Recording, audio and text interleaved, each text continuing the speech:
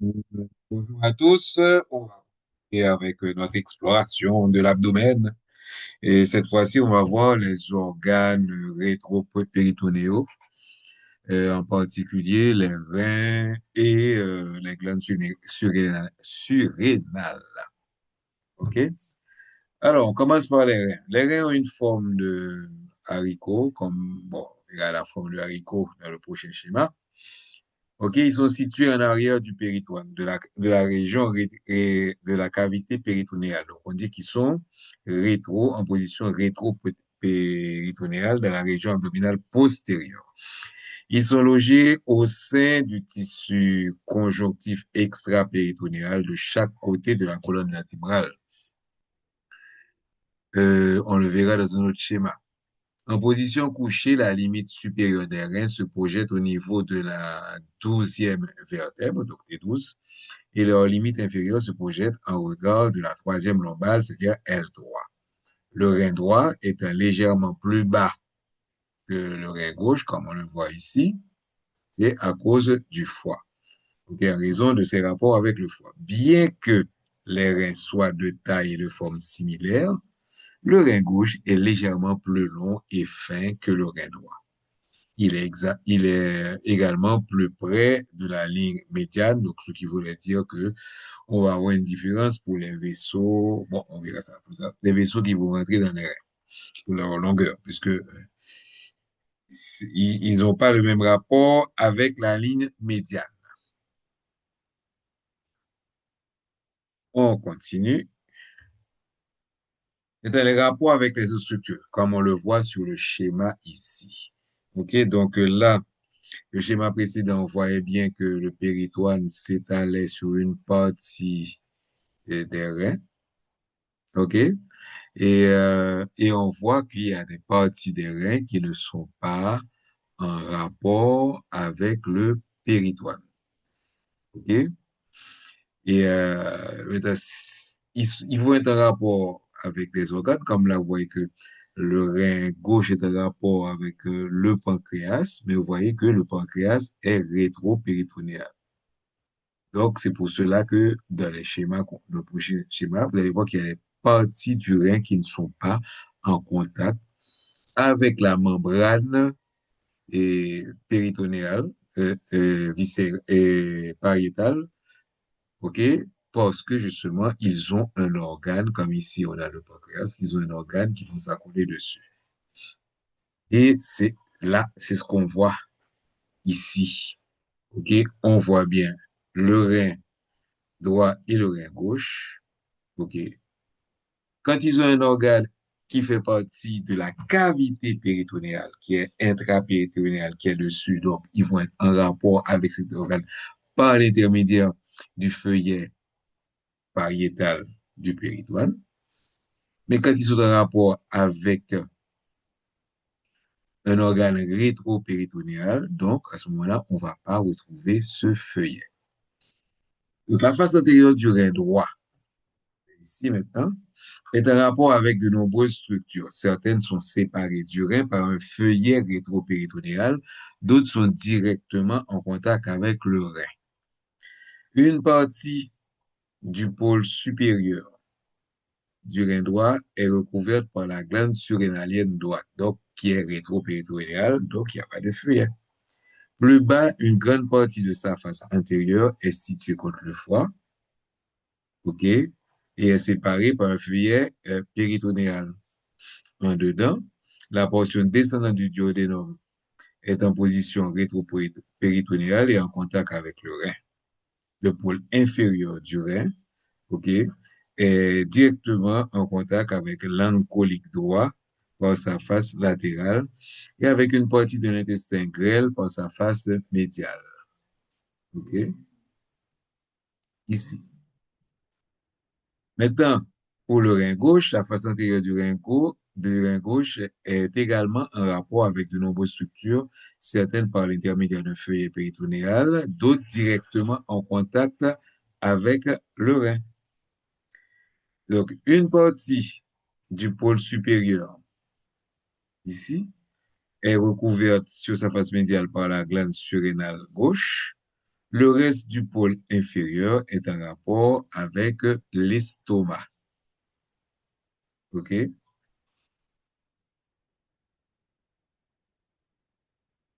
Le reste du pôle supérieur, pardon, est en rapport avec l'estomac qui est intrapéritonéal. Et la rate, ici. Le bas, comme on l'avait vu sur le schéma précédent, le pancréas, qui est en position rétropéritonéale, recouvre la partie moyenne du rein. La moitié inférieure du rein gauche est en rapport sur sa face latérale avec l'angle collé gauche et le début du côlon descendant, et sur sa face médiale avec les anses jéjunales qui, elles, sont intrapéritonéales. Maintenant, de dos sur les faces postérieures, en arrière, on va trouver le rein droit et le rein gauche sont en rapport avec des structures similaires. OK?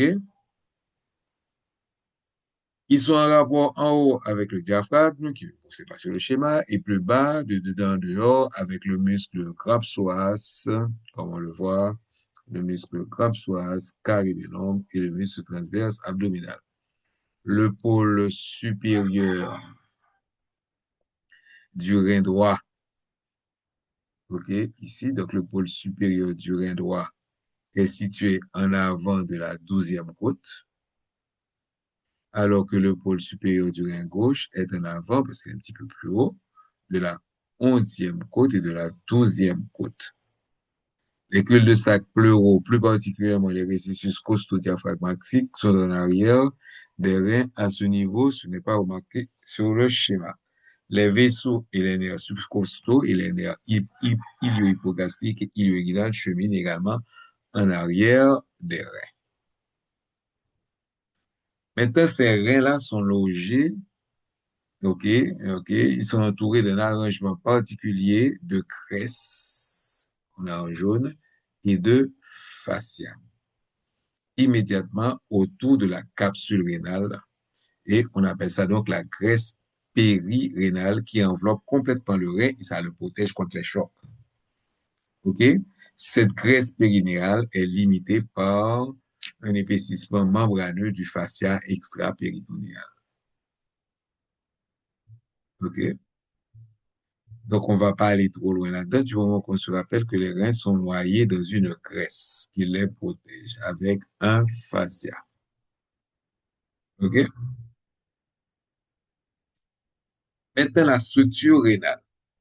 Chaque rein présente une face antérieure et une face postérieure. Et on a vu les rapports de ces faces-là.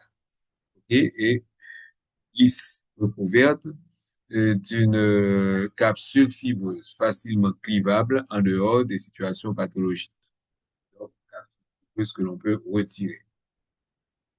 Les différentes parties maintenant. Le hile du rein. On le voit ici sur le schéma. Donc, le hile du rein. Ici.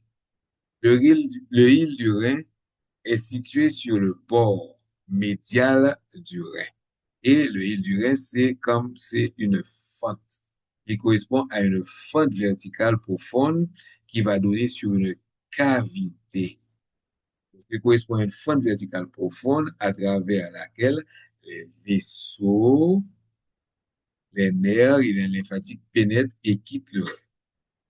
En profondeur, le hile est en continuité avec la cavité rénale ici qu'on appelle le sinus rénal. Donc, sinus, c'est une cavité. La graisse périrénale qu'on avait vue, elle va rentrer là-dedans. OK? Se poursuit sur le hile et le sinus rénal. Chaque rein est constitué d'une écorce qu'on va appeler le cortex rénal. OK? Et d'une partie qui est à l'intérieur, intermédiaire, qu'on va donc appeler médulaire. Médulaire, ça veut dire que c'est en dedans. OK? Donc, est constitué d'un cortex rénal et du médulaire rénal interne. Cortex rénal en périphérie. Le cortex rénal correspond à une bande continue, comme vous voyez, de tissu pâle, entourant complètement la médulaire rénale. ici vous avez la médullaire qui est entièrement entourée par le cortex. Les extensions du cortex rénal, les colonnes rénales, ici, ok, se projettent au centre du rein. Ça veut dire se projettent au centre du rein parce que je dis que c'est le cortex qui est supposé en périphérie. Donc ça sort de la périphérie et ça se projette à l'intérieur. Se projette au centre du rein et ça va diviser la médullaire, puisque la médullaire va être donc séparée par ces projections du cortex. Et ces projections vont s'appeler colonnes rénales. Et les amas de médullaire que l'on va retrouver ici, on va les appeler les pyramides rénales. Maintenant, on va décrire un petit peu les pyramides rénales. Qui dit pyramide dit base et sommet. Donc, la base des pyramides rénales sont en périphérie, jouxtant, en contact avec le cortex, jouxtant le cortex rénal, alors que leurs sommets sont orientés vers le centre et en direction de la cavité que l'on a du côté du hile qu'on appelle le sinus rénal. Ici. Okay? Leur projection apicale, autrement dit les sommets des pyramides, apex veut dire sommet, leur projection apicale, ce sont les papilles rénales et sont entourées par une espèce de petit tube qu'on va appeler des petits calices. Ok, donc une enveloppe. Calice, c'est comme quelque chose qui va envelopper l'apex des pyramides. Les petits calices reçoivent l'urine et présentent les parties proximales d'un tube. Voilà. Vous voyez, petit calice, vous avez le tube qui est là. Ce tube-là, il l'ouvre, vous finissez pour un dedans, et là, vous voyez, le tube, il n'est pas ouvert. Donc, on voit bien que l'apex se continue par un petit tube. OK? Les calices. Alors, donc, présente les parties proximales du tube qui va former par la suite, donc, tous ces tubes-là mis ensemble vont former l'urétère.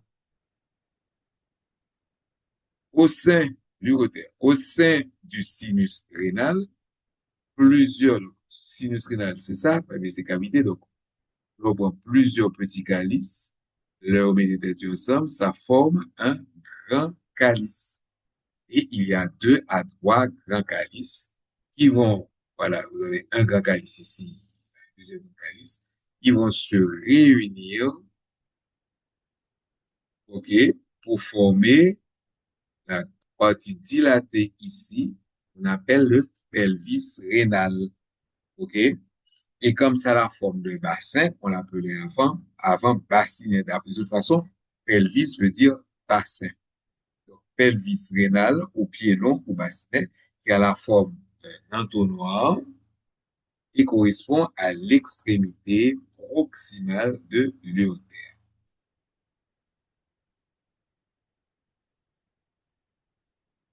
Vascularisation et lymphatique des reins. Bon, c'est tout, voilà, vascularisation. OK? Donc, chaque rein est vascularisé par une seule volumineuse artère, qu'on appelle l'artère rénale. OK? Voilà, ici. Ces vaisseaux naissent habituellement juste au-dessous de l'origine de l'artère mésentérique supérieure, qui, elle, est en dessous de tronc iliaque. Et l'artère rénale gauche est généralement un peu plus haut que l'artère rénale droite. OK? Et l'artère rénale droite est un peu plus longue et passe ici, et passe donc en arrière de la veine cave inférieure. Lorsque l'artère rénale gagne l'île rénale, elle se divise en branches antérieures et postérieure. Ok.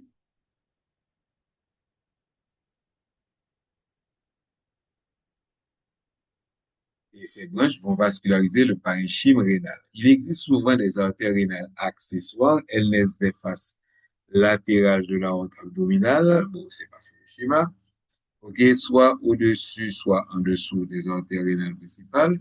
Elles pénètrent le île rénal avec des artères rénales principales ou gagnent directement le rein à un autre niveau. Et dans ce cas, il y aura les artères extra-ilaires. De nombreuses veines rénales participent à la formation de la veine, il ne pas montré, on a montré que la veine rénale.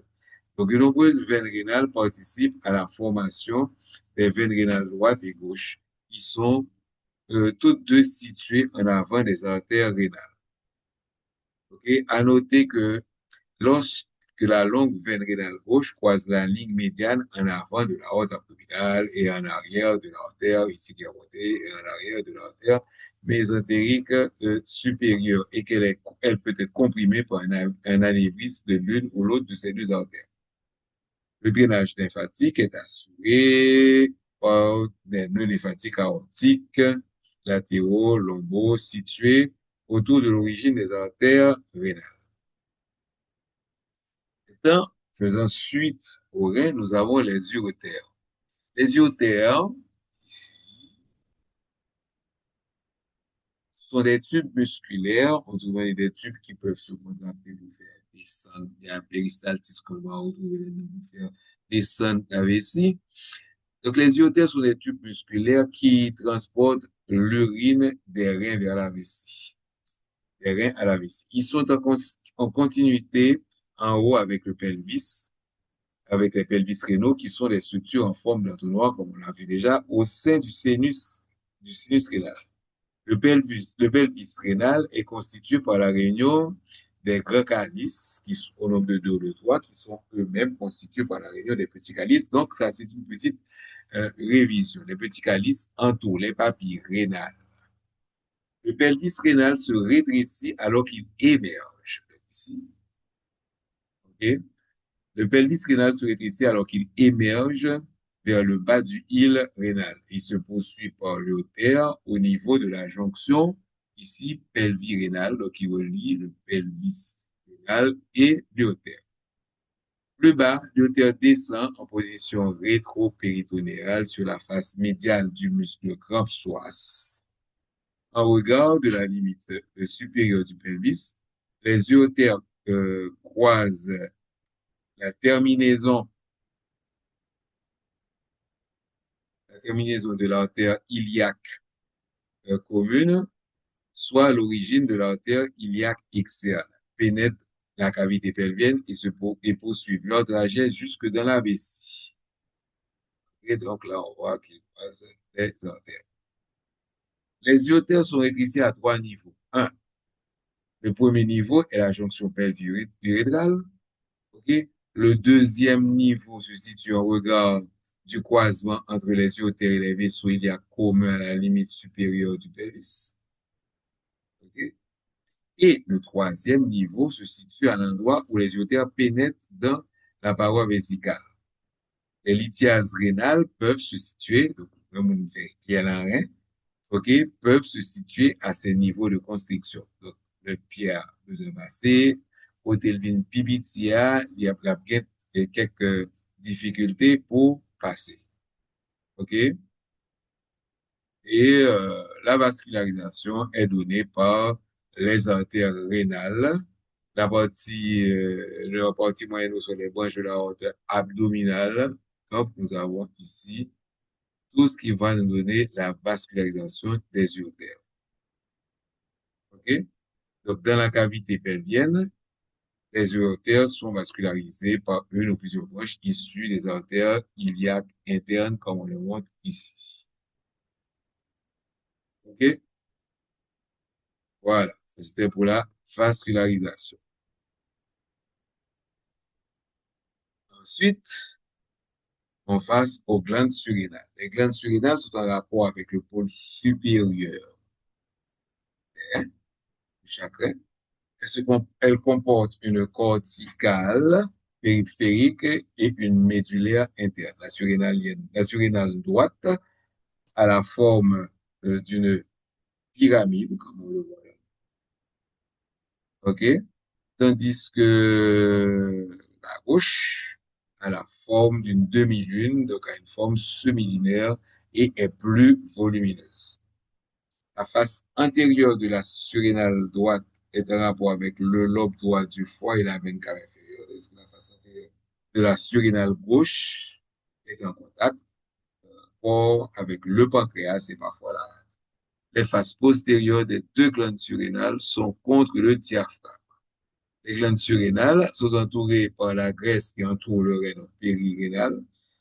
Elles sont continues dans le fascia rénal au sein duquel elles sont séparées du rein correspondant par un fin septum. Et donc, elles sont aussi vascularisées par les artères phréniques inférieures, une branche moyenne de l'artère surrénale moyenne et des branches inférieures formées par les artères surrénales inférieures. Mais à l'inverse de cette vascularisation artérielle multiple, le drainage veineux est généralement assuré par une seule veine quittant le île de chaque surrénale qui est la veine surrénale de chaque surrénale. Nous avons une veine surrénale droite et une veine surrénale à gauche. Voilà. C'est fini pour les reins et les graines surrénales. Je vous donne donc rendez-vous pour la prochaine diapositive, plutôt la prochaine vidéo. Au revoir et à bientôt.